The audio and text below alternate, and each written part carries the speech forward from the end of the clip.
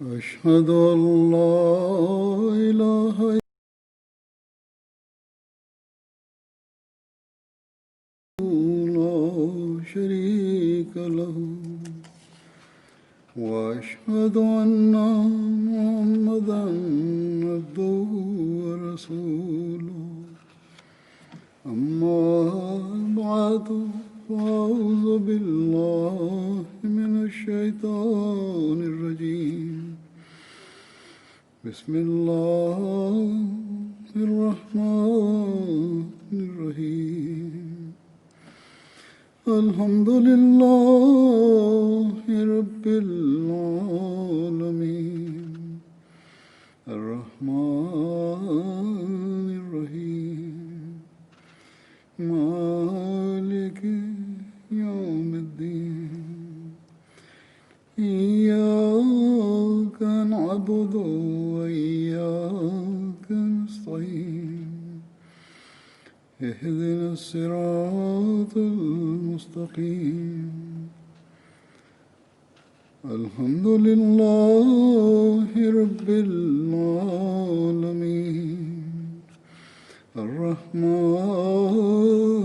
الرحيم مالك يوم الدين إياك نعبد وإياك نستعين اهدنا الصراط المستقيم صراط الذين أنعمت عليهم غير المغضوب عليهم ولا الضالين. آج جن صحابہ کا میں ذکر کروں گا ان میں سے ایک ہیں حضرت سعید بن زید. حضرت سعید کے والد کا نام زید بن عمر اور والدہ کا نام فاطمہ بنت باجہ تھا. ان کا تعلق قبیلہ عدی بن کعب بن لوئی سے تھا. حضرت سعید بن زید کی کنیت ابو العاور تھی، جبکہ بعض نے ابو ثور بھی بیان کی ہے. ان کا قد لمبا، رنگ گندمی اور بال گھنے تھے. یہ حضرت عمر بن خطاب کے چچا زاد بھائی تھے. ان کا شجرہ نسب چوتھی پشت پر نفیل پر جا کر حضرت عمر سے ملتا ہے، جبکہ 8ویں پشت پر کعب بن لوئی پر جا کر حضرت صلی اللہ علیہ وسلم سے ملتا ہے. حضرت سعید کی بہن عاتکہ کی شادی حضرت عمر سے اور حضرت عمر کی بہن فاطمہ کی شادی حضرت سعید سے ہوئی تھی، اور یہ وہی بہن ہے جو حضرت عمر کے قبول اسلام کا باعث بھی بنی. حضرت سعید کے والد زید بن عمر زمانہ جاہلیت میں ایک خدا کی عبادت کیا کرتے تھے اور حضرت ابراہیم کے دین کی تلاش کیا کرتے تھے، اور کہا کرتے تھے کہ جو ابراہیم کا معبود ہے وہی میرا معبود ہے، اور جو ابراہیم کا دین ہے وہی میرا دین ہے. اس زمانے میں بھی مواحد موجود تھے. بعض بچے بھی سوال کر دیتے ہیں کہ اسلام سے پہلے حضرت صلی اللہ علیہ وسلم کا کیا دین تھا، کس کی عبادت کرتے تھے. تو حضرت صلی اللہ علیہ وسلم تو سب سے بڑھ کر مواحد تھے اور ایک خدا کی عبادت خود بھی کیا کرتے تھے. زید بن عمر ہر قسم کے فسق و فجور ورز کے مشرکین کے ذریعہ سے بھی اجتناب کرتے تھے.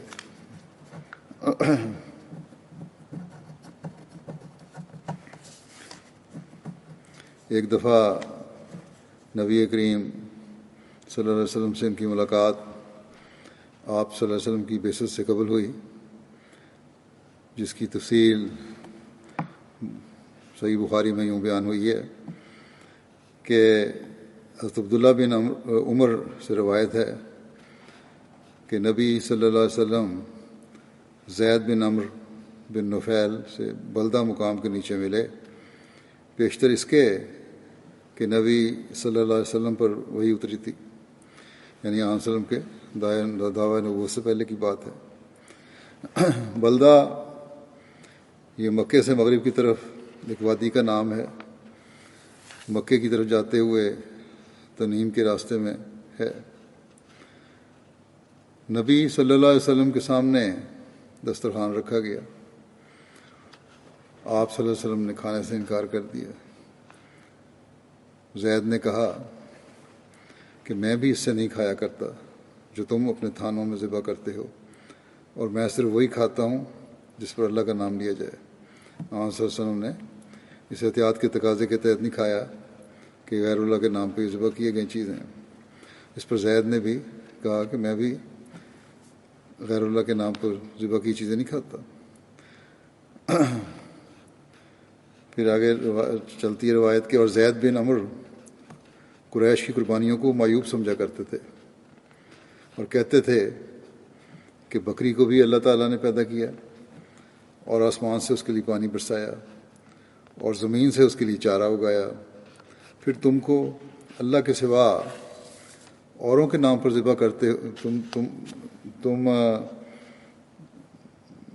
اس کو اللہ کے سوا اوروں کے نام پہ ذبح کرتے ہو، یعنی اس غیر اللہ کے نام پر ذبح کرنے کو برا منایا کرتے تھے اور اس کو بہت بڑا گناہ سمجھتے تھے۔ زید بن عمر کفر و شرک سے متنفر ہوئے تو انہوں نے حق کی تلاش میں دور دراز ممالک کا سفر کیا۔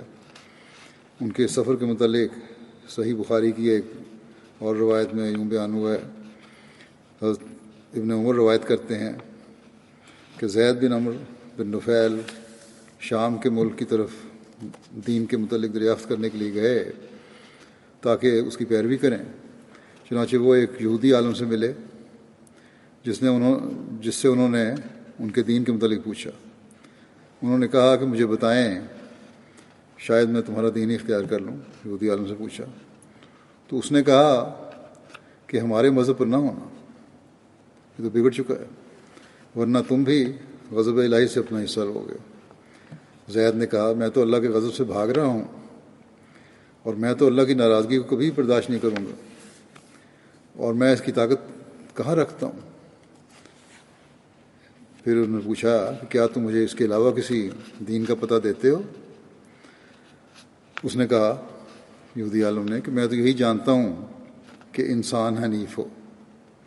زید نے کہا حنیف کیا ہوتا ہے؟ اس نے کہا کہ ابراہیم کا دین، نہ وہ یہودی تھے نہ نصرانی، اور وہ صرف اللہ ہی کی پرستش کرتے تھے۔ پھر زید وہاں سے نکلے اور نصارہ کے ایک عالم سے ملے، اس سے بھی یہی ذکر کیا۔ اس نے کہا کہ تم ہمارے مذہب پر کبھی نہ ہونا، ورنہ تم اللہ کی لعنت سے اپنا حصہ لو گے۔ زید نے کہا کہ میں اللہ کی لعنت سے بھاگ رہا ہوں، اور میں اللہ کی لعنت اور نہ اس کے غضب برداشت کر سکتا ہوں، اور مجھے یہ طاقت ہی کہاں ہے؟ کیا تم مجھے کسی اور دین کا پتہ دیتے ہو؟ اس نے کہا کہ میں یہی جانتا ہوں کہ انسان حنیف ہو۔ زید نے پوچھا یہ حنیف کیا ہوتا ہے؟ اس نے کہا ابراہیم کا دین، نہ وہ یہودی تھے نہ نصرانی، اور صرف اللہ کی عبادت کرتے تھے۔ جب زید نے حضرت ابراہیم علیہ السلام کے متعلق ان کی رائے دیکھی تو وہاں سے وہ نکلے۔ جب باہر میدان میں آئے تو انہوں نے اپنے دونوں ہاتھ اٹھائے اور کہا اے میرے اللہ، میں یہ اقرار کرتا ہوں کہ میں حضرت ابراہیم کے دین پر ہوں۔ زید بن عمر نے حضرت صلی اللہ علیہ وسلم کا زمانہ پایا، مگر آپ کی بعثت سے پہلے وفات پا گئے تھے۔ حضرت عامر بن ربیہ بیان کرتے ہیں کہ زید بن عمر دین کی تلاش میں رہے اور انہوں نے نصرانیت اور یہودیت اور بتوں اور پتھروں کی پرستش سے کراہت کا اظہار کیا، اور انہوں نے اپنی قوم سے اختلاف کیا اور ان کے بتوں اور جن کی ان کے آباء آبا و اجداد عبادت کیا کرتے تھے ان کو چھوڑ دینے کا اظہار کیا، اور نہ ہی وہ ان کا ذبیحہ کھاتے تھے۔ ایک بار انہوں نے مجھے کہا کہ اے عامر، دیکھو مجھے اپنی قوم سے اختلاف ہے، میں ابراہیمی ملت کی پیروی کرنے والا ہوں، اور جس کی وہ عبادت کیا کرتے تھے یعنی ابراہیم علیہ السلام، اور اس کے بعد اسماعیل کی اتباع کرتا ہوں جو اسی قبیلے کی طرف نماز پڑھتے تھے، اسی قبلے کی طرف نماز پڑھتے تھے، اور میں اسماعیل کی نسل سے ایک نبی کا منتظر ہوں، لیکن یوں معلوم ہوتا ہے کہ مجھے اس کا زمانہ نصیب نہیں ہوگا کہ اس کی تصدیق کروں اور اس پر ایمان لاؤں اور گواہی دوں کہ وہ سچا نبی ہے۔ اے عامر، اگر تم اس نبی کا زمانہ پاؤ تو اسے میرا سلام کہنا۔ عامر کہتے ہیں کہ جب حضرت صلی اللہ علیہ وسلم کا ظہور ہوا تو میں مسلمان ہو گیا، اور حضور صلی اللہ علیہ وسلم کو زید بن عمر کا پیغام دیا اور سلام عرض کیا۔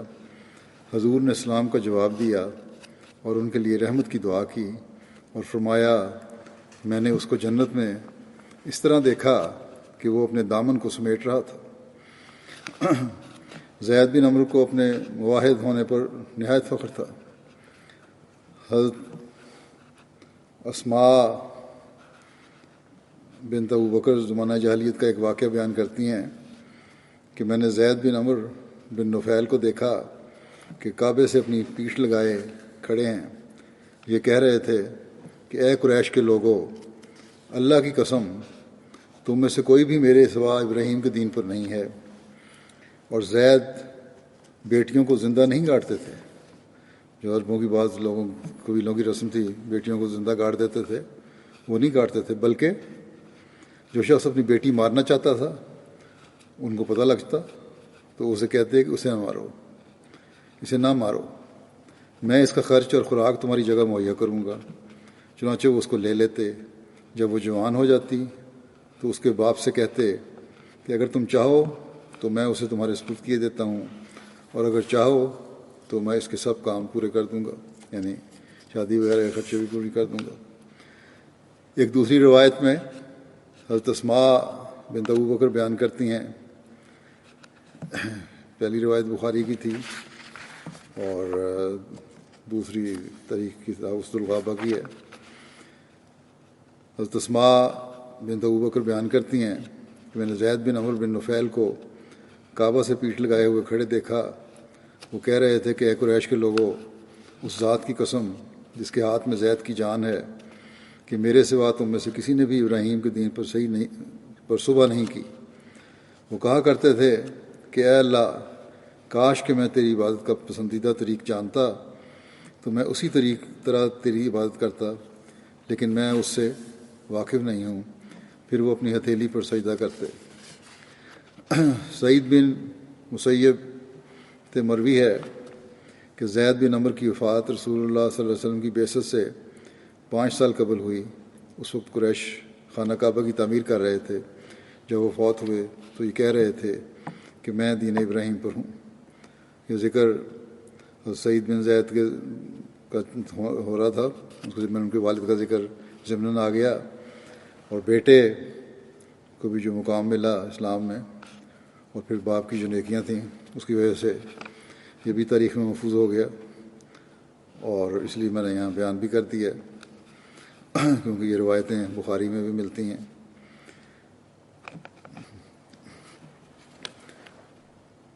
بہرحال اب حضرت سعید بن زید کا بقایا ذکر کرتا ہوں۔ ایک مرتبہ حضرت سعید بن زید اور حضرت عمر بن خطاب رسول اللہ صلی اللہ علیہ وسلم کی خدمت میں حاضر ہوئے اور آپ سے زید بن عمر کے متعلق دریافت کیا، یعنی حضرت سعید کے والد کے بارے میں۔ تو رسول اللہ صلی اللہ علیہ وسلم نے فرمایا کہ اللہ زید بن عمر کی مغفرت کرے اور ان پر رحم کرے، ان کی موت دین ابراہیم پر ہوئی۔ اس کے بعد جب بھی مسلمان زید بن عمر کا ذکر کرتے تو ان کے لیے رحمت اور مغفرت کی دعا کرتے۔ ایک دوسری روایت میں ہے کہ جب حضرت صلی اللہ علیہ وسلم سے زید بن عمر کے متعلق پوچھا گیا تو آپ نے فرمایا وہ قیامت کے دن اکیلے ایک امت کے برابر اٹھائے جائیں گے. جیسا کہ پہلے ذکر ہو چکا ہے کہ حضرت سعید بن زید حضرت عمر کے بہنوئی تھے، اور حضرت سعید بن زید کی ہمشیرہ عاتکہ بنت زید حضرت عمر کے عقد میں آئی تھیں. حضرت سعید بن زید اور ان کی بیوی حضرت فاطمہ بنت خطاب اوائل اسلام میں مسلمان ہو گئے تھے، شروع میں ہی ہو گئے تھے مسلمان. یہ حضرت صلی اللہ علیہ وسلم کے دار ارقم میں داخل ہونے سے پہلے ایمان لے آئے تھے، اور حضرت سعید کی اہلیہ جیسے پہلے میں ذکر کر چکا ہوں حضرت عمر کے اسلام لانے کا سبب بنی تھی. اس کی تفصیل تو حضرت خباب بن ارت کے ذکر میں بیان ہو چکی ہے پچھلی دفعہ، لیکن بہرحال یہاں کیونکہ حضرت سعید کا حوالہ بھی ہے اس لیے کچھ بیان کر دیتا ہوں مختصراً.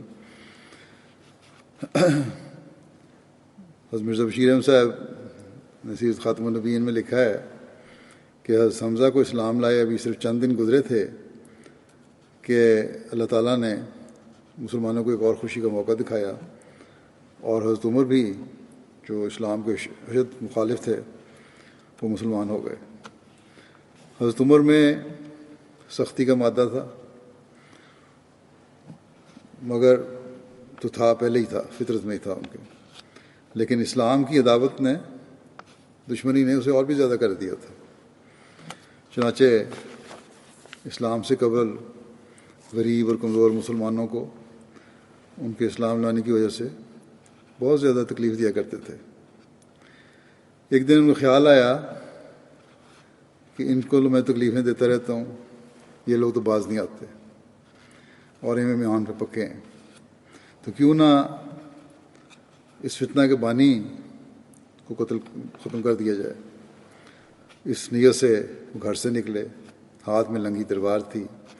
راستے میں ایک شخص ملا، اس نے کہا عمر بڑے غصے میں تلوار لنگی لے کے کہاں جا رہے ہو؟ میں نے کہا آج میں محمد کا صلی اللہ علیہ وسلم کا کام تمام کرنے جا رہا ہوں. تو اس نے کہا کہ پہلے اپنے گھر کی خبر تو لو، تمہاری بہن اور بہنوئی بھی مسلمان ہو چکے ہیں. اس پہ حضرت عمر فوراً اپنا رخ پلٹا اور اپنی بہن کے گھر کی طرف چلے گئے.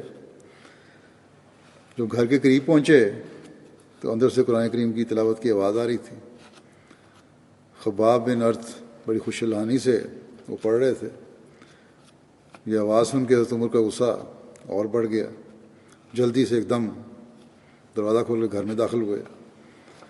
بہرحال اس آہٹ سے خباب تو فوراً کہیں چھپ گئے، کچھ چھپنے کی جگہ تھی، پردہ یا کسی جگہ. اور فاطمہ نے جو ان کی بہن تھیں انہوں نے فوری طور پر قرآن شریف کے اراق بھی ادھر ادھر چھپا دیے. حضرت عمر نے اس پہ کہا حضرت فاطمہ سے اور حضرت سعید تھے کہ سنا ہے تم لوگ اپنے دین سے پھر گئے ہو، اور یہ کہہ کے اپنے بہنوئی سعید بن زید سے لپٹ گئے مارنے کے لیے. فاطمہ بیچ میں آ گئیں اپنے خامد کو بچانے کے لیے، لیکن اس وقت جو ان کا حملہ تھا حضرت عمر کا ایسا تھا کہ حضرت فاطمہ بھی اس کی زد میں آ گئیں اور ان کو اور زخمی بھی ہو گئیں. بہرحال زخم ہونے کے بعد فاطمہ کی جرت بڑھی، انہوں نے بڑے جوش سے کہا کہ ہاں عمر ہم مسلمان ہو گئے ہیں، جو تمہارے سے ہو سکتا کر لو، لیکن ہم اسلام کو نہیں چھوڑیں گے. بہرحال بہن کا یہ جرت مندانہ اور دلیرانہ کلام سنا، یہ بات سنی تو آنکھ اٹھا کے اوپر دیکھا جب عمر نے، تو دیکھا کہ بہن بھی خون و خون ہوئی ہے. اس کو بھی ایسی چوٹ لگی تھی، خون بہ رہا تھا چہرے سے. اس نظارے کا حضرت عمر کے پر ایک طبیعت پہ بڑا اثر ہوا، اور فوراً انہوں نے کہا اچھا مجھے اپنا وہ کلام تو دکھاؤ جو تم لوگ پڑھ رہے تھے. فاطمہ نے کہا اس طرح نہیں، کیونکہ تم ان اوراق کو ضائع کر دو گے. عمر نے جواب دیا کہ نہیں کرتا، واپس کر دوں گا۔ تو اس پر فاطمہ نے کہا پھر بھی اس طرح نہیں دکھایا جا سکتا، پہلے تم جا کے غسل کر لو پھر دیکھنا۔ چنانچہ جب غسل کر کے فارغ ہوئے تو حضرت فاطمہ نے قرآن کریم کے وہ اوراق نکال کر ان کے سامنے رکھ دیے۔ انہوں نے اٹھا کے دیکھا تو سورہ طٰہٰ کی یہ آیات تھیں، ابتدائی آیات تھیں، اور حضرت عمر بڑی مروب دل کے ساتھ انہیں پڑھنے لگے، اور جب پڑھنا شروع کیا تو فطرت سعید تھی، آن صلی اللہ علیہ وسلم کی دعا بھی تھی، اور ہر لفظ ان کے دل میں اترتا گیا۔ اور پڑھتے پڑھتے جب اس آیت پر پہنچے، یہ 2 آیات ہیں کہ اننی انا اللہ لا الہ الا انا فاعبدنی واقم الصلاۃ لذکری ان الساعۃ آتیۃ اکاد اخفیہا لتجزی کل نفس بما تسعی، یعنی میں ہی اس دنیا کا واحد خالق و مالک ہوں، میرے سوا اور کوئی قابل پرستش نہیں، بس تمہیں چاہیے کہ صرف میری ہی عبادت کرو اور میری ہی یاد کے لیے اپنی دعاؤں کو وقف کر دو۔ دیکھو موعود گھڑی جلد آنے والی ہے، مگر ہم اس کے وقت کو مخفی رکھے ہوئے ہیں تاکہ ہر شخص اپنے کیے کا سچا بدلہ پا سکے۔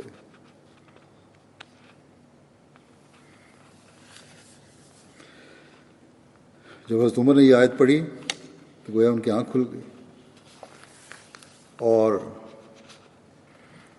بے اختیار ہو کے بولے کیسا عجیب کلام، کیسا پاک کلام ہے۔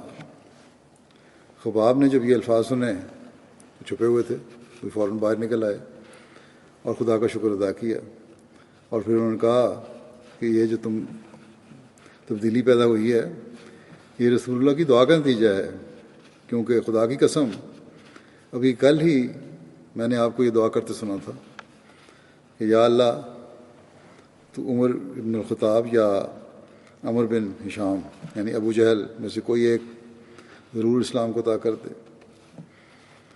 اور حضرت عمر نے اس بات کو حضرت خباب سے کہا کہ مجھے ابھی آن صلی اللہ علیہ وسلم کا پتہ بتاؤ، کہاں ہے وہ؟ اور تلوار بھی انہوں نے نیام میں نہیں ڈالی، اسی طرح کھینچی ہوئی تھی۔ حضرت صلی اللہ علیہ وسلم اس زمانے میں دار ارقم میں ہوتے تھے، چنانچہ خباب نے انہیں وہاں کا پتہ بتا دیا۔ حضرت عمر وہاں گئے، دروازے پہ پہنچ کے زور سے دستک دی۔ صحابہ نے دروازے کی دراڑ سے دیکھا تو دیکھا کہ حضرت عمر ننگی تلوار لیے کھڑے ہیں، اور یہ دیکھ کر دروازہ کھولنے میں تعامل کیا۔ حضرت صلی اللہ علیہ وسلم نے فرمایا دروازہ کھول دو۔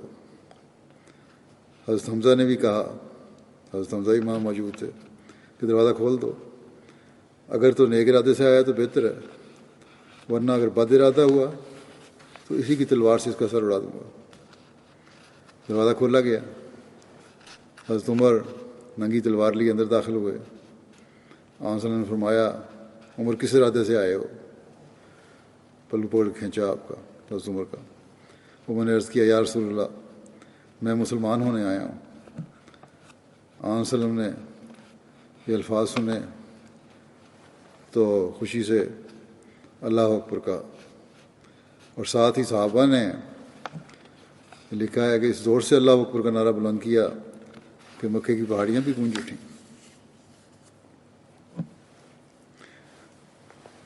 تو یہ حضرت سعید تھے جو حضرت عمر کے بھی اسلام لانے کا ذریعہ بنے۔ حضرت سعید بن زید اولین مہاجرین میں سے تھے۔ مدینہ پہنچ کر حضرت رفاع بن عبد المنذر کے ہاں ٹھہرے جو حضرت ابو لبابہ کے بھائی تھے۔ رسول اللہ صلی اللہ علیہ وسلم نے ان کی مواخات حضرت رافع بن مالک سے، جبکہ ایک روایت کے مطابق حضرت ابی بن کعب سے کروائی۔ حضرت سعید بن زید غزوہ بدر میں شامل نہیں ہو سکے تھے، تاہم رسول اللہ صلی اللہ علیہ وسلم نے انہیں مال غنیمت میں سے حصہ دیا تھا، اور اسی وجہ سے میں بھی ان سب کو، صحابہ کو، جن کو کسی نہ کسی صورت میں آن وسلم نے شامل ہوئے تھے یا آن وسلم کے ارشاد کے مطابق ان کو کسی رنگ میں بھی حصہ دے کر شامل فرمایا، ان کو بدری صحابہ میں شمار کیا جا رہا ہے۔ ان کی جنگ بدر میں نہ شامل ہونے کی وجہ حضرت طلحہ بن عبید اللہ کے ذکر میں بیان ہو چکی ہے، تاہم یہاں بھی بیان کرنا ضروری ہے، اس لیے بیان کر دیتا ہوں۔ حضرت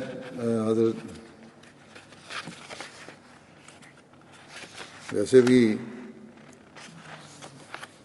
2-3 مہینے گزر گئے ہیں اس کو، اور یہاں یہ ضروری بھی ہے یہاں بیان کرنا۔ بہرحال حضرت سعید بن زید کی جنگ بدر میں شریک نہ ہونے کی وجہ جو بیان کی گئی ہے یہ ہے کہ رسول اللہ صلی اللہ علیہ وسلم نے قریش کے قافلے کی شام سے روانگی کا اندازہ فرمایا تو آپ نے مدینے سے اپنی روانگی سے 10 روز پہلے حضرت طلحہ بن عبید اللہ اور حضرت سعید بن زید کو قافلے کی خبر رسانی کے لیے بھیجا۔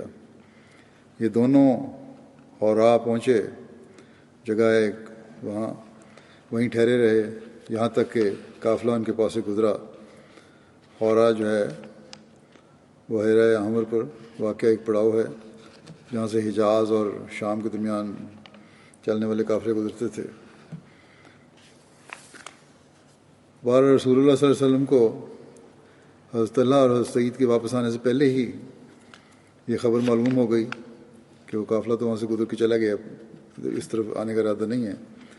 آپ نے اپنے صحابہ کو بلایا اور قریش کے قافلے کی کثرت سے روانہ ہوئے، مگر قافلہ ساحل کے ساتھ اس وقت وہ ادھر آنے کے بجائے یہ ہے کہ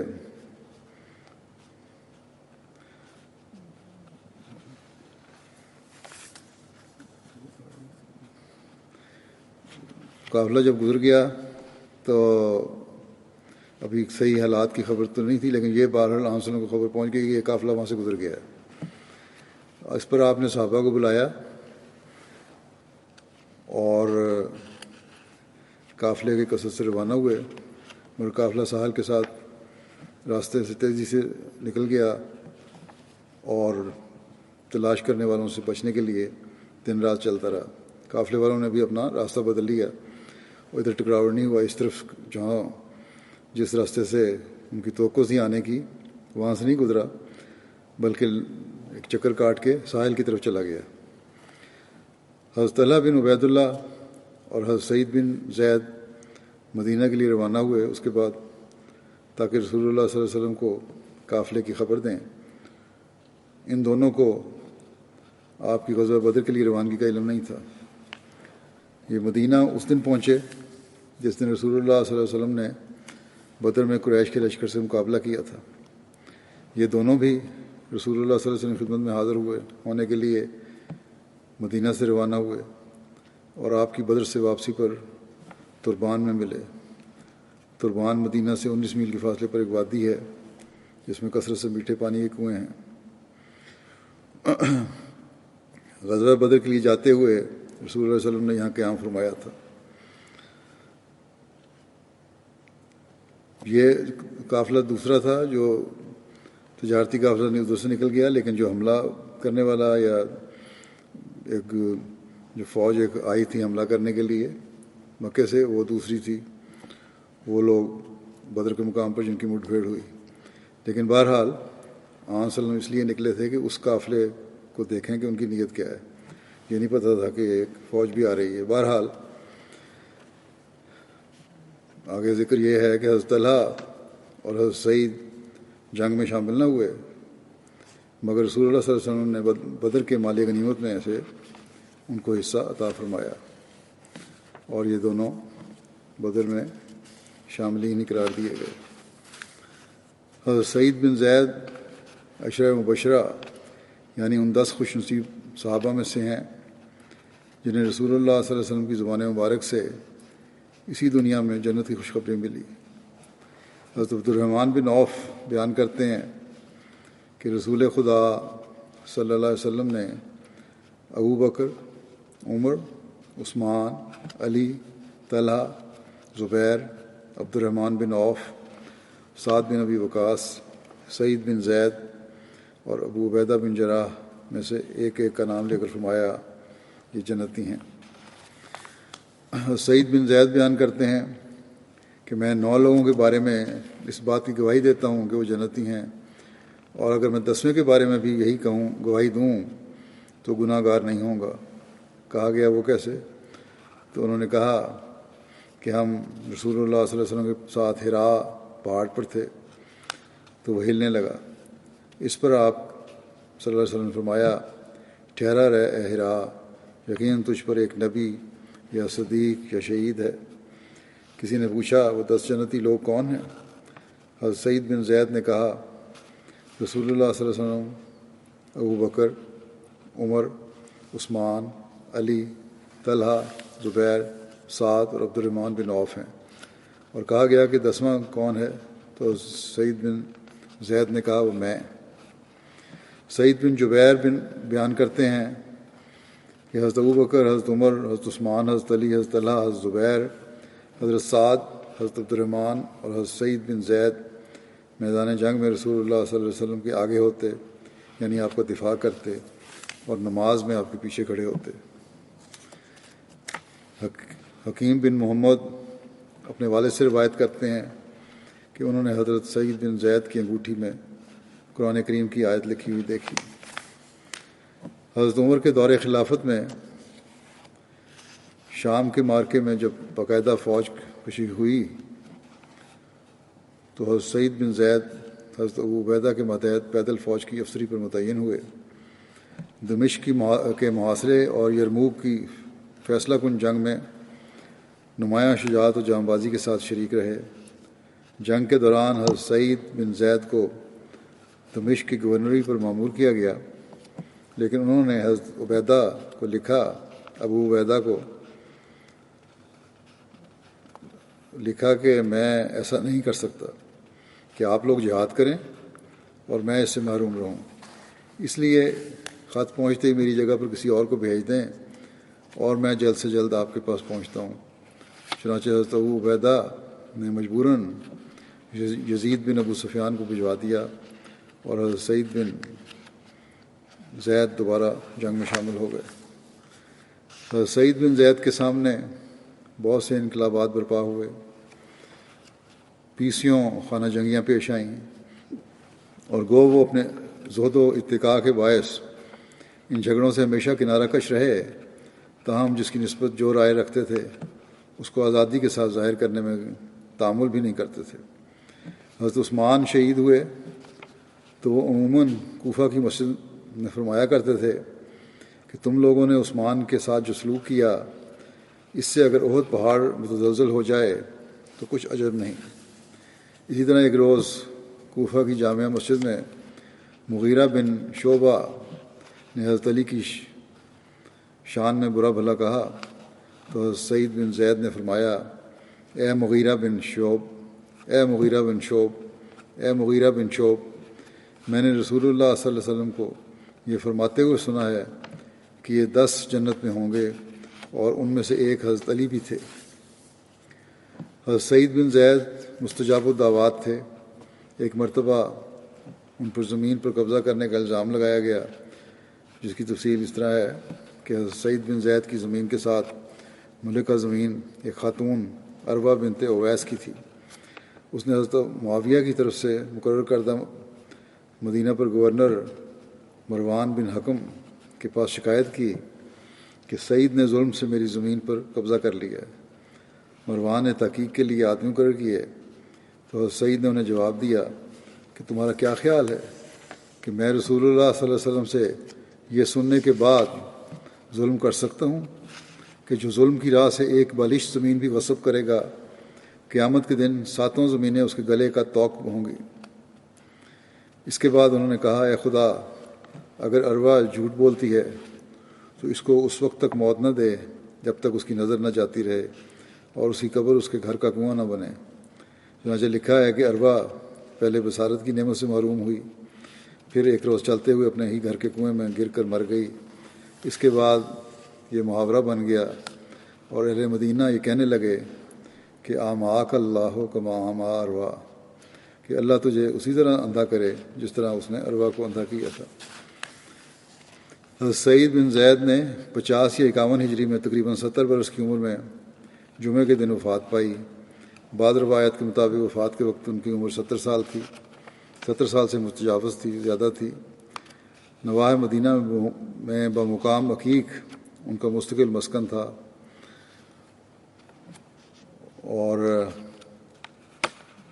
عقیق جزیرہ عرب میں اس نام کی کئی وادیاں ہیں، ان میں سب سے اہم مدینہ کی وادی عقیق ہے۔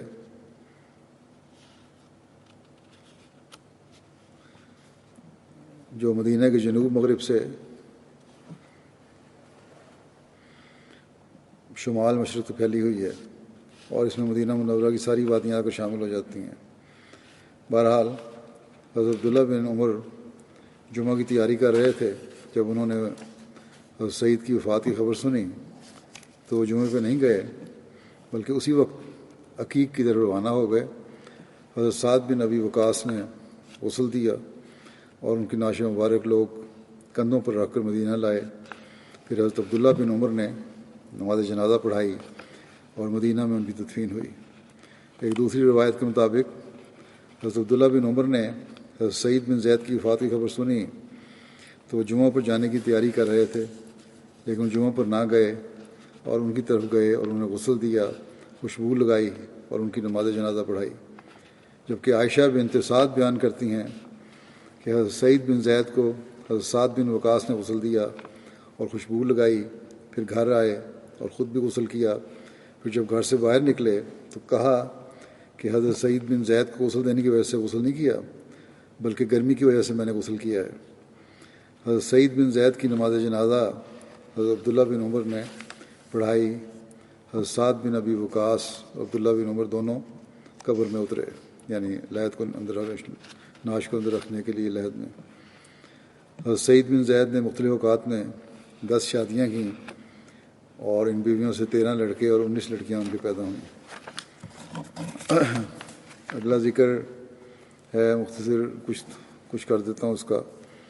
حضرت عبد الرحمن بن عوف۔ حضرت عبد الرحمن بن عوف کا نام زمانہ جاہلیت میں عبد عمر تھا، اور دوسری روایت کے مطابق عبد الکعبہ تھا۔ اسلام لانے کے بعد حضرت صلی اللہ علیہ وسلم نے نام بدل کر عبد الرحمن رکھ دیا۔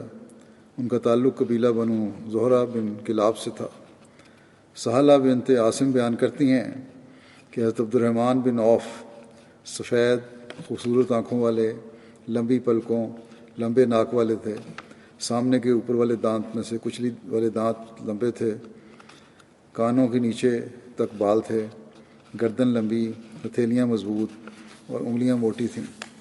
ابراہیم بن سعد اپنے والد سے روایت کرتے ہیں کہ حضرت عبد الرحمن دراز کا سفید رنگ، جس میں سرخی کی آمیزش تھی، خوب رو، نرم جلد والے تھے، خضاب نہیں لگاتے تھے۔ ان کے بارے میں کہا جاتا ہے کہ پاؤں سے لنگڑے تھے، کیونکہ یہ لنگڑاہٹ آخری عہد کے بعد ہوئی، کیونکہ عہد کے میدان میں رائے حق میں زخمی ہوئے تھے۔ حضرت عبد الرحمن بن عوف ان 10 اصحاب میں شامل تھے جن کو ان کی زندگی میں ہی جنت کی بشارت مل گئی تھی۔ آپ ان اصحاب شورا کے 6 افراد میں سے ایک ہیں جن کو حضرت عمر نے خلافت کے انتخاب کے لیے مقرر فرمایا، اور ان افراد کے بارے میں حضرت عمر نے فرمایا کہ رسول اللہ صلی اللہ علیہ وسلم اپنی وفات کے وقت ان سب سے راضی تھے۔ حضرت عبد الرحمن بن عوف عام الفیل کے 10 سال بعد پیدا ہوئے۔ حضرت عبد الرحمن بن عوف ان قلیل افراد میں سے تھے جنہوں نے زمانہ جاہلیت میں بھی شراب کو اپنے اوپر حرام کیا ہوا تھا۔ حضرت عبد الرحمن بن عوف ابتدائی 8 اسلام لانے والوں میں سے ہیں۔ جب حضور صلی اللہ علیہ وسلم نے دار ارقم کو تبلیغی مرکز بنایا تو تو آپ اس سے بھی پہلے حضرت ابوبکر کی تبلیغ سے اسلام قبول کر چکے تھے۔ حضرت عبد الرحمن بن عوف حبشہ کی طرف جانے والی دونوں ہجرتوں میں شامل تھے۔ صحیح بخاری میں روایت ہے کہ حضرت عبد الرحمن بن عوف بیان کرتے ہیں، جب ہم مدینہ آئے تو رسول اللہ صلی اللہ علیہ وسلم نے مجھے اور سعد بن ربیع کو آپس میں بھائی بھائی بنا دیا۔ تو سعد بن ربیع نے کہا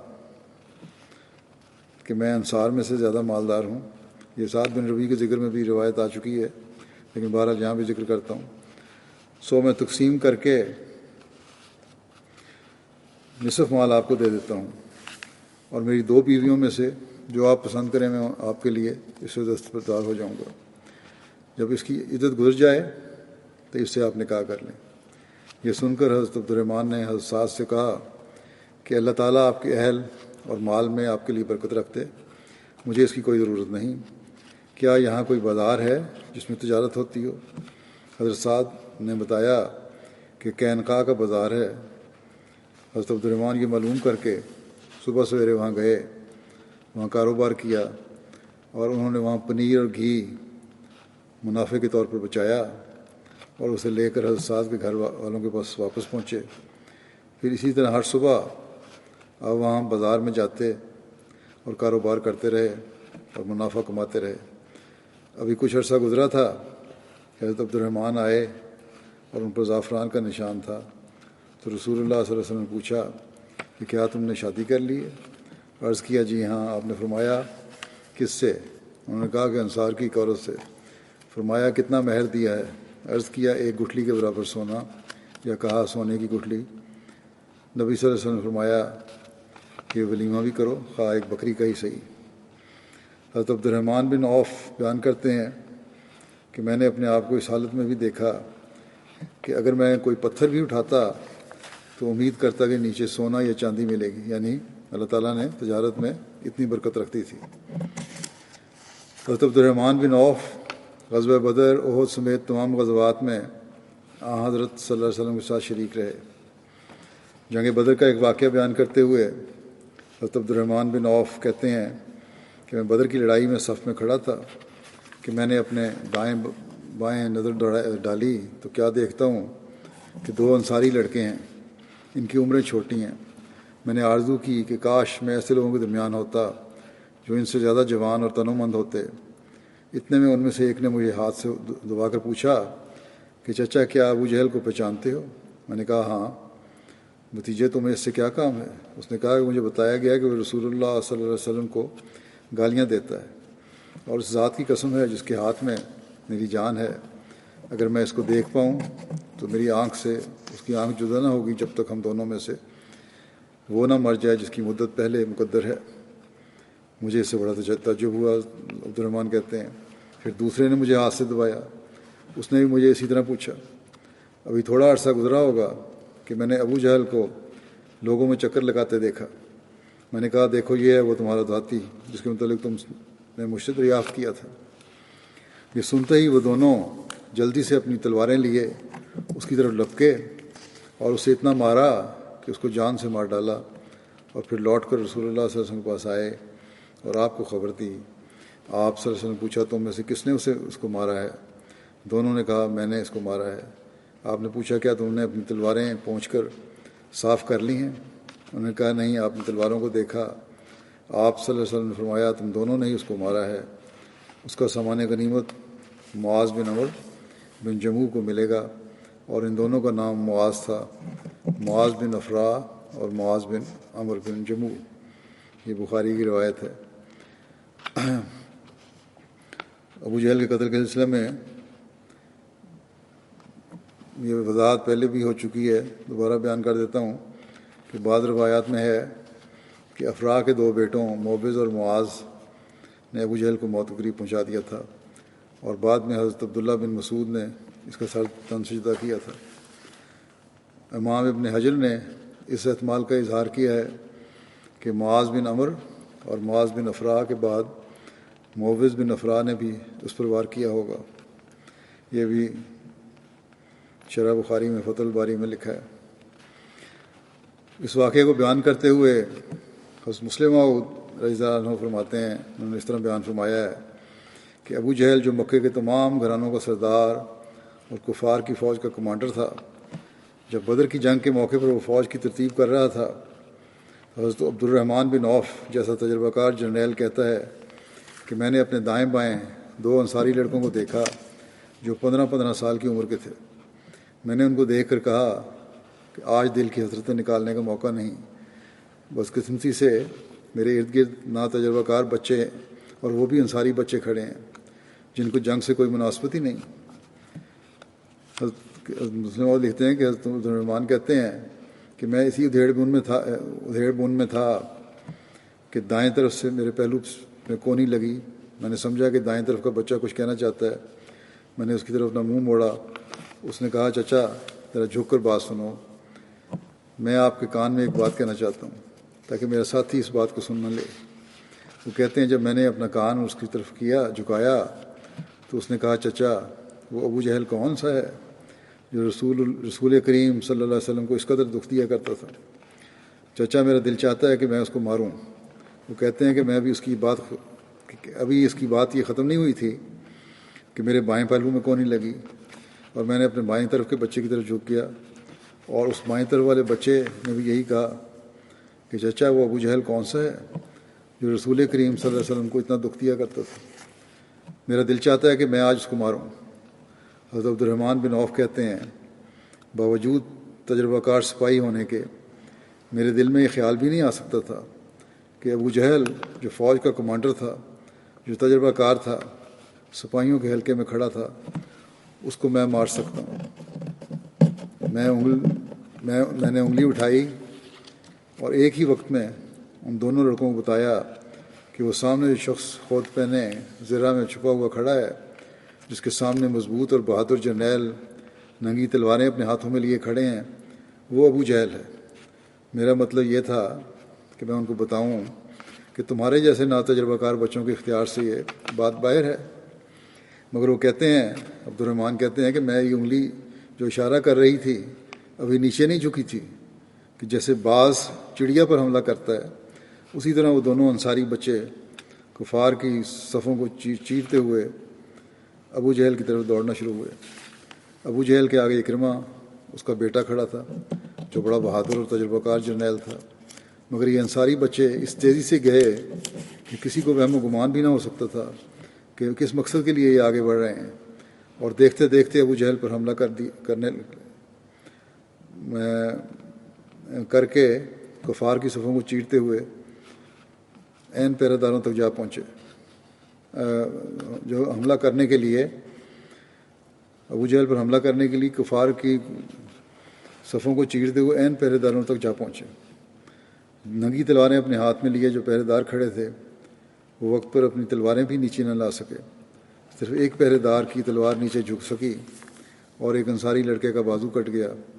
مگر جن کو جان دینا آسان معلوم ہوتا تھا ان کے لیے بازو کا کٹنا کیا روک بن سکتا تھا۔ جس طرح پہاڑ پر سے پتھر گرتا ہے اسی طرح وہ دونوں لڑکے پہرے داروں پر دباؤ ڈالتے ہوئے ابو جہل پر جا گرے، اور جنگ شروع ہونے سے پہلے ہی کفار کے کمانڈر کو جا گرایا۔ حضرت عبداللہ بن مسعود کہتے ہیں کہ میں جنگ کے آخری وقت میں وہاں پہنچا جہاں ابو جہل جان کندنی کی حالت میں پڑا ہوا تھا۔ میں نے کہا، سناؤ کیا حال ہے؟ اس نے کہا، مر رہا ہوں، پر حسرت سے مر رہا ہوں، کیونکہ مرنا تو کوئی بڑی بات نہیں، لیکن افسوس یہ ہے کہ دل کی حسرت نکالنے سے پہلے انصار کے 2 چھوکروں نے مجھے مار گرایا۔ مکے کے لوگ انصار کو بہت حقیر سمجھا کرتے تھے، اس لیے اس نے افسوس کے ساتھ اس کا ذکر کیا اور کہا، یہی حسرت ہے جو اپنے دل میں لیے مر رہا ہوں کہ انصار کے 2 چھوکروں نے مجھے مار ڈالا۔ پھر وہ ان سے کہنے لگا کہ میں اس قدر شدید تکلیف میں ہوں۔ عبداللہ بن مسعود کو کہا ابو جہل نے کہ بڑی شدید تکلیف میں ہوں، تو مجھے یہ احسان کرو گے میرے پہ، اگر تلوار کے ایک وار سے میرا خاتمہ کر دو، مگر دیکھنا میری گردن ذرا لمبی کاٹنا، کہ جرنیل کی علامت یہ ہوتی ہے کہ اس کی گردن لمبی کاٹی جاتی ہے۔ حضرت عبداللہ بن مسعود نے اس کی یہ بات تو مان لی کہ مجھے قتل کر دو اور اس دکھ سے بچا لو، مگر انہوں نے تھوڑی کے پاس سے اس کی گردن کو کاٹا، گویا مرتے وقت اس کی یہ حسرت بھی پوری نہ ہوئی کہ اس کی گردن لمبی کاٹی جائے۔ قربانیوں کے ضمن میں یہ ذکر کہ کس طرح بچوں میں بھی حضرت صلی اللہ علیہ وسلم سے عشق اور محبت تھی، اور کس طرح آپ کے دشمن سے وہ بدلہ لینا چاہتے تھے، اس ضمن میں مسلم موعود نے یہ واقعہ بیان کیا ہے۔ یہ واقعہ پہلے بھی ایک دو دفعہ بیان ہو چکا ہے، لیکن بہرحال یہ قربانیاں تھیں، یہ محبت تھی اور یہ عشق تھا ان سب کا حضرت صلی اللہ علیہ وسلم سے، جس کی وجہ سے ان کو اپنی جانوں کی پرواہ نہیں تھی۔ حضرت عبد الرحمن بن عوف کا ذکر جو ہے باقی انشاءاللہ آئندہ کروں گا۔